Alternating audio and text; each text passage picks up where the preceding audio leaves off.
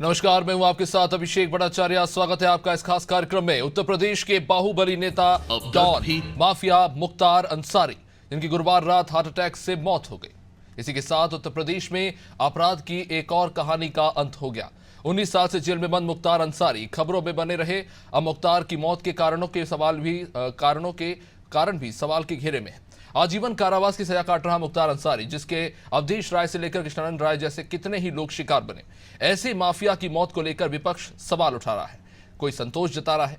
मुख्तार की मौत को लेकर परिवार जहां धीमा जहर देने का आरोप लगा रहा है, अखिलेश यादव प्रशासनिक व्यवस्था को अराजकता बता रहे हैं। मायावती मामले की उच्च स्तरीय जांच की मांग कर रहे हैं। रामगोपाल यादव ने मामले को लेकर पूछा कि क्या जेल में जाकर किसी को भी मारा जा सकता है। सामान्य मौत पर पूर्वी उत्तर प्रदेश में सरकार ने आखिर धारा 144 क्यों लगा रखी है।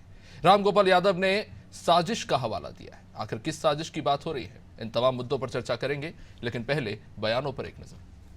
मुख्तार अंसारी की हार्ट अटैक से मौत हुई, इस पूरे मामले में जी हाँ, हमको तो भगवान बाबा विश्वनाथ पर पूरा भरोसा था।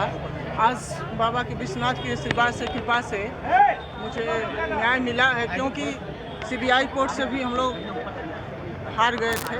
आज योगी और मोदी जी का देन है जो कि आज हमको न्याय मिला है। बच्चे जितने परिवार अनाथ हुए हैं, उसको बड़ा खुशी की बात है कि आज वो अपने को गर्व महसूस करते हैं कि ऐसे अपराधी का यहाँ से अंत हुआ है, इस धरती से बोझ खत्म हुआ है। आज़ाद अधिकार सेना मुख्तार अंसारी की मौत के क्रम में उनके द्वारा स्लो पॉइजनिंग की आरोपों सहित उनकी मृत्यु से जुड़े अन्य आरोपों की हाई कोर्ट के सिटिंग जज से न्यायिक जांच की मांग करता है। ये लॉ एंड ऑर्डर की धज्जियां उड़ाना है और कहीं ना कहीं इसे संविधान की धज्जियां उड़ाना है। जिस तरीके से भारतीय जनता पार्टी अपनी सत्ता के बल पर अपनी सत्ता का दुरुपयोग करते हुए अपने जेल में रहने, संरक्षण में रहते हुए इस तरीके की मौतें हो रही हैं और उसको बीमारी की शक्ल देने की बात कर रही है, चाहे वो पहले भी हो चुका है इस तरीके, और आज इस तरह मुख्तार भाई के साथ हुआ। यकीनी तौर पर एक बड़ी जांच होनी चाहिए। ये एक बड़ा सवालिया निशान है कि जिस तरीके से भारतीय जनता पार्टी के सरकार में जेलों में रह करके मौतें हो रही हैं, ये एक बहुत गंभीर बात है। उनकी मृत्यु के बाद तमाम राजनीतिक बयानबाजियां तमाम दल के लोगों के द्वारा शुरू हो गई हैं। मैं पूछना चाहता हूं कि उस समय की जुडिशरी से 1988 से लेकर 2022 तक की जुडिशरी क्या कर रही थी। तमाम मुकदमे थे, क्यों इनको बरी कर दिया जा रहा था। इस माफिया के सामने सारे लोग घुटने टेके हुए थे। महाराज जी की सरकार जैसे ही आई, इस माफिया ने घुटने टेक दिए और नतीजा आप लोग के सामने है। चलिए, तो हमने तमाम बयानात सुने, अब इस चर्चा को आगे बढ़ाएंगे। आज हमारे साथ इस चर्चा में जुड़ रहे हैं बीजेपी से केसी जैन, अमय मिश्रा हमारे साथ अधिवक्ता जुड़ रहे हैं, चंचल यादव समाजवादी पार्टी से अपना पक्ष रखेंगे। सभी का बहुत बहुत स्वागत है। तो सबसे पहले केसी जी, आपके पास आना चाहूँगा। सरकार आपकी है, पूरा प्रशासनिक तंत्र आपका है। जाहिर तौर पर हम एक संवैधानिक व्यवस्था में चलते हैं जहाँ कानून का पालन किया जाता है, और वो व्यक्ति भले ही कितने भी जघन्य अपराध में जेल में बंद हो, उस पर कितने भी कड़ी धाराएं लगी हों, लेकिन जब किसी व्यक्ति की कस्टोडियल डेथ होती है, उसको लेकर सवाल उठता है। और अगर ये घटना एक ही राज्य में अलग अलग समय में बार बार हो रही हो, तो सवाल तो लाजमी है। देखिए अभिषेक जी, इस घटना को अन्य घटनाओं से जोड़ना एक तो सही नहीं है, क्योंकि पहली बात तो ये कि मुख्तार अंसारी पर जिस प्रकार के 60 से अधिक मुकदमे थे, लूट, हत्या, डकैती और तमाम सारी जमीनों के कब्जा, अपहरण, आपको कृष्णानंद राय हत्याकांड पता होगा, 2 पुलिस वालों की हत्या वो भी पता होगा, तमाम सारी घटनाएं घटी और उनमें से 2 मामलों में उनको उम्र कैद की सजा हो चुकी थी। 20 से अधिक मामले ऐसे पेंडिंग थे जिनमें अभी न्याय होना था। तो वो जेल से बाहर आने से तो रहे थे जब उम्र कैद की 2 मामलों में सजा ही हो चुकी थी। दूसरी बात ये कि उनका स्वास्थ्य लंबे समय से जिस प्रकार से बार बार खराब हो रहा था और पूरी मेडिकल व्यवस्था, मेडिकल ट्रीटमेंट आवश्यकता अनुसार पूरा उपलब्ध कराया जा रहा था।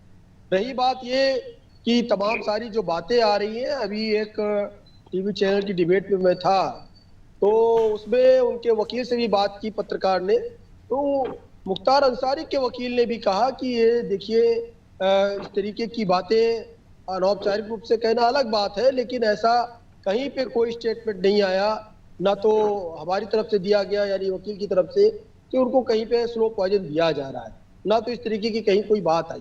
लेकिन अब चूंकि जिस प्रकार से उनको हार्ट अटैक आया, पेट में दर्द हुआ और इसके पहले आईसीयू में एडमिट हो चुके थे, डॉक्टरों की सलाह थी कि वो इस तरीके का उपवास न करें। उसके बाद में भी वो लगातार उपवास पे जिस तरीके से थे, खा पी नहीं रहे थे और रोजा से थे, तो ये एक बड़ा कारण बताया जा रहा है कि इस तरीके से अचानक उनकी तबीयत खराब हुई। नहीं, उसके निश्चित बाद रूप से, भी पूरी मेडिकल टीम ने लेकिन एक सवाल है कि ठीक है आप जो कह रहे हैं वो सही है, लेकिन एक सवाल है कि ये जो घटना होती है उसके बाद कोई इसे अन्याय पर जीत बता रहा है, कोई बता रहा है कि आपराधिक तंत्र का अंत, इस तरह के बयान आपकी पार्टी के नेता दे रहे हैं। इन सब के बाद अगर रामगोपाल यादव भी कह रहे हैं कि आप पूर्वी उत्तर प्रदेश में धारा 144 लगा देते हैं एक सामान्य मौत के मामले में, तो इसे किस तरह से फिर देखा जाए? अगर ये सामान्य मौत है और अगर निसंदेह इसमें कोई आशंका की गुंजाइश नहीं है, तो फिर आखिर ऐसा क्यों करना पड़ रहा है? देखिए उसका सबसे बड़ा कारण ये है अभिषेक जी, जिस प्रकार से रूमर फैलाया जा रहा है, जिस तरीके से अफवाहें फैलाई जा रही हैं कि स्लो पॉइजन की भी अफवाहें फैलाई जा रही हैं, और उसका जो तंत्र है, माफिया तंत्र इतना बड़ा था, कितने लोगों की हत्याएं की, AK-47 उसके पास रहती थी, तमाम सारे लोगों की उसने हत्याएं की। तो ऐसे में वहां पर जो लोग मौजूद होंगे, जो लोग होंगे, उनके साथ भी अगर बदले की भावना से कोई घटना घट गई तो कोई नई घटना ना घटने पाए, नहीं, क्योंकि अभी अतीक अशरफ की जो हत्या जिस तरह से हुई, इस तरह की जो घटनाएं हैं वो बहुत ताजा है जहन में, जनता के मन में, और फिर ये जब घटना हो जाती है तो जाहिर तौर पर जनता इसे जोड़ के देखती ही होगी।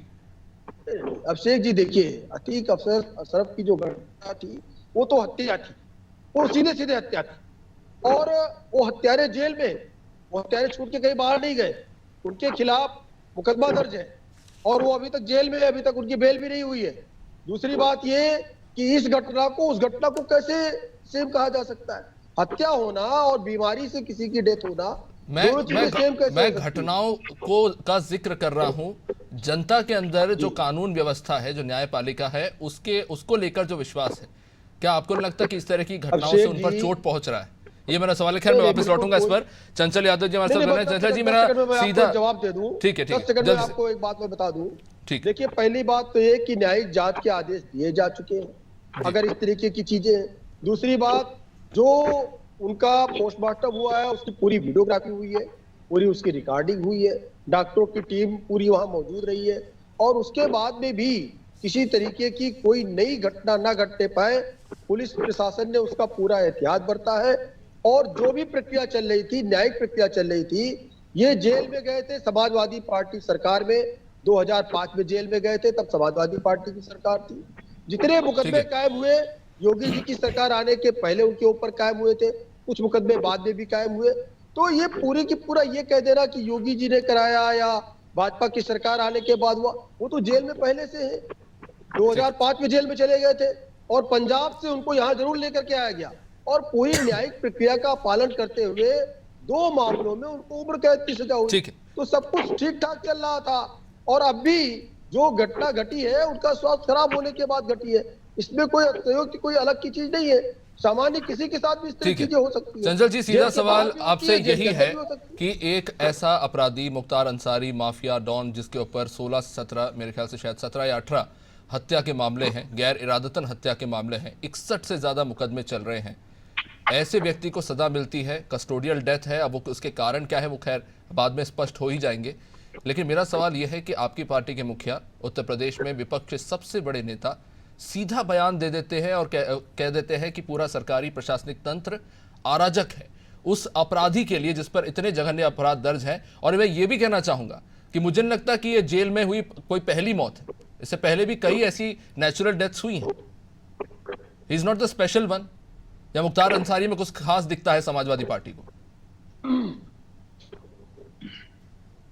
देखिए, सबसे पहली बात तो यह है कि आपने कहा कि कुछ खास दिखता है। आपको ये समझने की जरूरत है, आप नेचुरल डेथ की बात अलग है, जिस तरीके से परिवार ने और इनके भाई सांसद हैं उन्होंने स्पष्ट 21 तारीख 22 तारीख को उन्होंने स्पष्ट बकायदा प्रेस में उसको बोला था, मीडिया में बोला था कि मुख्तार अंसारी को स्लो पॉइजन दिया जा रहा है और उनको पूरी तरीके से मारने की साजिश है, और 1-2 बार नहीं 9 बार। नहीं, वो तो खुद अर्जी देके कह चुके हैं, तो उसके बाद परिवार अपने परिवार के सदस्य के साथ सहमति जता रहा है, तो उसमें कोई बड़ी बात नहीं है। मेरा ये सवाल है कि आपकी पार्टी के इतने बड़े नेता हैं, उत्तर प्रदेश के इतना बड़ा चेहरा है वो, और एक अपराधी के लिए, ठीक है बोलिए। आप मुझे इतनी बात बताओ कि क्या संविधान और न्यायालय से ऊपर होगी सरकार? क्या पुलिस को ही सब कुछ करना है? या आप मुझे बताओ जो हमारे संविधान निर्माता लोग थे, जिन महापुरुषों ने संविधान बनाया कि भारत में कानून का राज रहेगा, क्या जिस तरीके से पूरे उत्तर प्रदेश में जंगल राज कायम हो चुका है, चाहे वो मुन्ना बजरंगी की हत्या हो, आपने देखा होगा, चाहे अतीक अशरफ की हत्या हो, चाहे वो कोर्ट के अंदर बमबाजी हो, चाहे कोर्ट के अंदर जज को टेबल के नीचे छुप करके छुपना पड़ा हो, चाहे आपने देखा होगा सरेआम दिन दहाड़े घटनाएं हो रही हैं, हत्याएं हो रही हैं जेल के अंदर। जियाउल हक की हत्या क्या थी? जगह बची है, जियाउल हक की हत्या क्या थी? जगह बची है। और हमारे साथ आपके कार्यकाल में जियाउल हक की हत्या हुई तो भैया, जियाउल हक की हत्या क्या थी? उसको तो आपके बदमाशों ने, आपकी पार्टी के गुंडों ने पीट के मार डाला था जियाउल हक को। जियाउल हक की हत्या याद है आपको? अरे भाई सच वो हत्याकांड हुआ जेल के अंदर, आपको याद है नहीं याद है? सुनाई नहीं देगा? कितनी हत्याएं हुई, जिन लोगों की हत्या की, ठीक है, हत्यारे के पक्ष में आप क्यों खड़े हो जाते हैं भाई? अब बोल लो आप। मुख्तार ठीक है केसी जी, एक मिनट, आपने अपनी बात रख ली है, चंचल जी को सुन लीजिए। चंचल जी बोलिए, क्या करना? चंचल जी आप बोलिए। समाजवादी पार्टी हमेशा अपराधियों के पक्ष में क्यों खड़ी होती है? अरे सुन लो भाई, मुख्यमंत्री जी ने अपने मुकदमे वापस लिए हैं, डिप्टी सीएम ने अपने मुकदमे। अरे मुलायम, ये बात नहीं है। माननीय मुलायम सिंह यादव जी ने 500 मुकदमे वापस लिए थे रातों रात 500 मुकदमे वापस लिए थे। मैं उस पे चंचल जी उस पे भी जरूर आऊंगा, क्योंकि इसमें भी बड़ी दिलचस्प कहानी है। लेकिन देखिए, देखिए बयान विपक्षी दलों का आया है, तो पार्टी क्यों मैदान में आ जाती है? क्यों मैदान में आ जाती है समाजवादी पार्टी? ठीक है एक मिनट चंचल जी, जल्दी से अपनी बात पूरी कीजिए। आप एक बार भी गिरफ्तार कर पाए? नहीं कर पाए, जेल भेज पाए आप योगी जी को? 33 मुकदमे, विनीत सिंह 34 मुकदमे, एक करके। क्या कुतर के लेके बैठ जाते हैं भाई? मुकदमे तो मुलायम सिंह यादव जी पर 5 होते हैं। 1 मिनट केसी जी, आपने अपनी बात रख ली है, उनको कहने दीजिए, समय देखिए सीमित है। तो पता कर लीजिए, आपकी जानकारी नहीं, पता कर लीजिए। ये तुम्हारे वाले मुकदमे थे माननीय मुलायम सिंह यादव जी पर, रातों रात वापस लिए थे। चलिए ठीक है, यादव जी ने कितने नेता, अमय मिश्रा जी आपके पास आना चाहूंगा। अपने मुकदमे वापस ले लिए जी। धन्यवाद। जी ठीक है, मेरे दो पैनलिस्ट को कि कृपया 2 मिनट ध्यान से सुन लें। अगर ये लड़ना ही है तो कोई मतलब नहीं है। केसी जी, चंचल जी आपने अपनी बात रख ली है, अमय मिश्रा जी आपके पास इस पे आना चाहूंगा कि ठीक है, ये जो घटना हुई है उसको लेकर सवाल तो खैर उठ ही रहे हैं, लेकिन कई सारे सवाल ये भी है कि क्योंकि एक सबसे बड़ा सवाल उठ रहा है कि 2 दिन पहले व्यक्ति को अस्पताल में भर्ती कराया जाता है और फिर कहा जाता है कि वो बिल्कुल स्वस्थ है, और फिर 2 दिन बाद उनकी हार्ट अटैक से मौत हो जाती है, जिसको लेकर कई तरह के सवाल उठ रहे हैं। एक भाई की तरफ से ये अपील भी की जाती है उनके कि उनको जो है बेहतर अस्पताल में इलाज दिया जाए और उसका खर्चा भी परिवार वहन करने को तैयार है। इस तरह की स्थिति के बीच में व्यक्ति की 2 दिन बाद मौत हो जाती है। तो क्या कारण रहे कि जो प्रशासन है इन चीजों पर अपना नियंत्रण नहीं रख पाए, इस तरह के हालात जो आज पैदा हुए इसके पीछे? देखिए अभिषेक जी, सिंपल सी बात है, आज का समाज हमें ऐसा जो होते हैं ड्रेडियस टेररिस्ट बोल दो या इनको अपराधी बोलो, इनको ग्लोरीफाई करने का बहुत बड़ा आदत होती है। मैं इस कम्युनिटी का हूँ, विकास दुबे मारा जाएगा तो मैं उसको ग्लोरीफाई करूंगा, सरकार ने गलत कर दिया।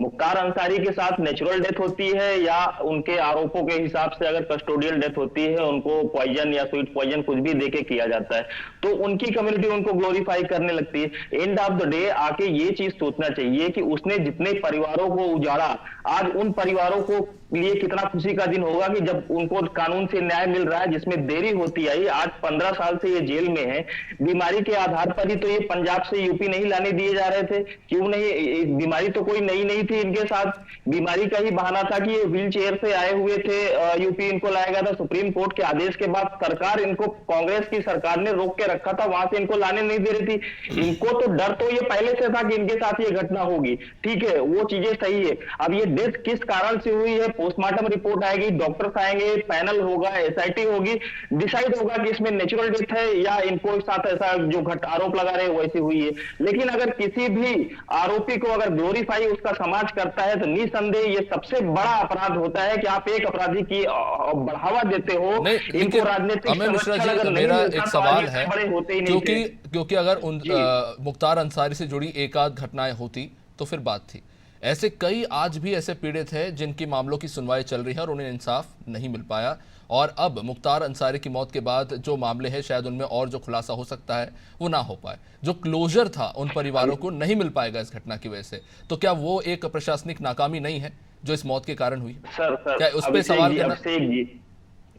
इट इज नॉट अबाउट कि ठीक है, केसी जी ऐसा कह रहे थे कि ठीक है उन्हें तो दो उम्र कैद की सजा मिल गई, अब तो बाहर वैसे भी नहीं आएगा।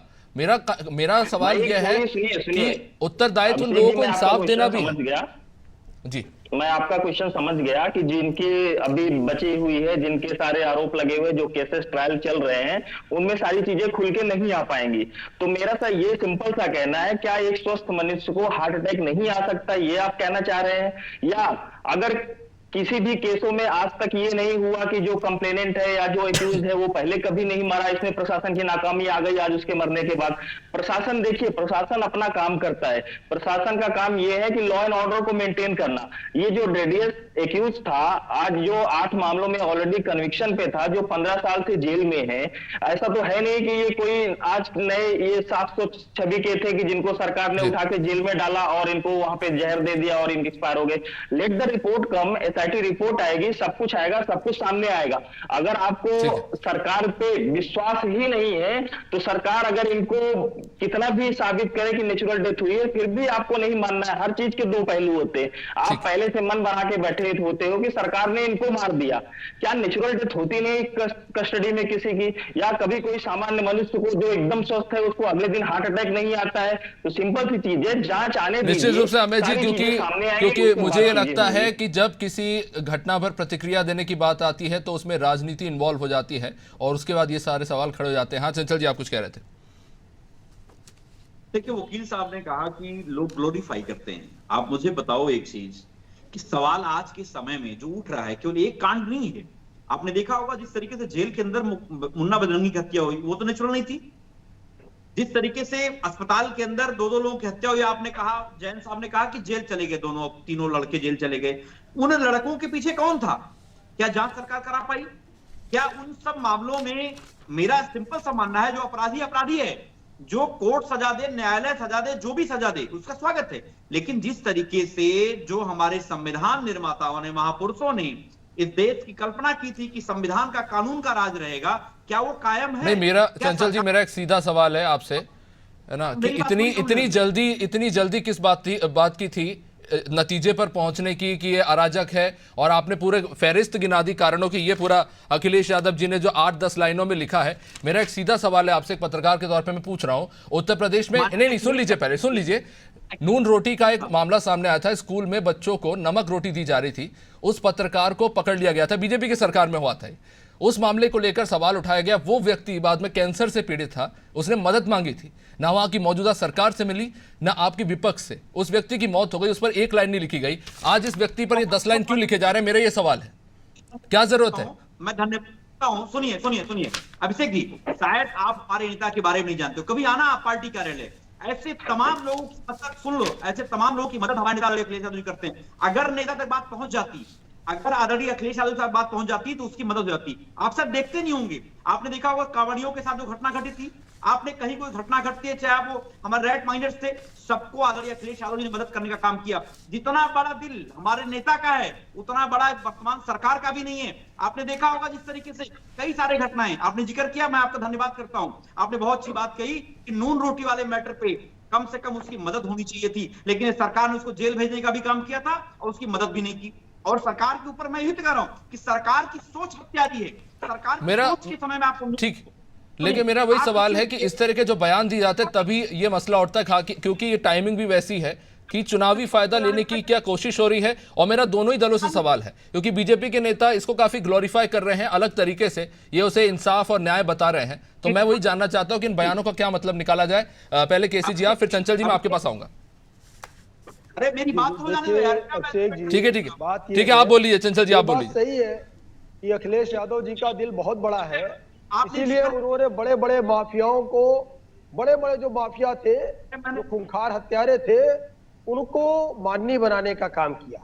और हमेशा मैदान में उतर आते हैं जब भी कोई हत्यारा, लुटेरा, बलात्कारी, वो चाहे गायत्री प्रजापति हो, चाहे मुख्तार अंसारी हो, चाहे अतीक अहमद हो, ऐसे लोगों के लिए मोर्चा खोलने का काम अखिलेश यादव जी करते हैं।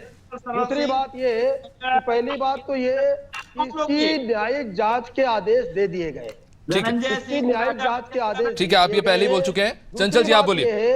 कि जिसकी ये बात कह रहे हैं कि उसको स्लो पॉइजन दिया जा रहा था, ये मनगढ़ंत बातें जो है, नहीं वो तो रिपोर्ट के बाद स्पष्ट हो जाएगा, उस बहस का वहीं पे अंत हो जाएगा। वही कह रहा हूं अभिषेक जी, विश्रा संरचित कर लिया गया है।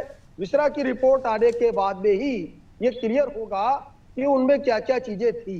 लेकिन अभी तक की मेडिकल की रिपोर्ट में जो चीजें हैं वो बिल्कुल स्पष्ट है, वो जग जाहिर। ठीक है, समय सीमित है। चंचल जी आपसे जवाब जल्दी। किया जा रहा है कि हमने विरोध किया, हमने उनकी नेचुरल डेथ का भी विरोध किया।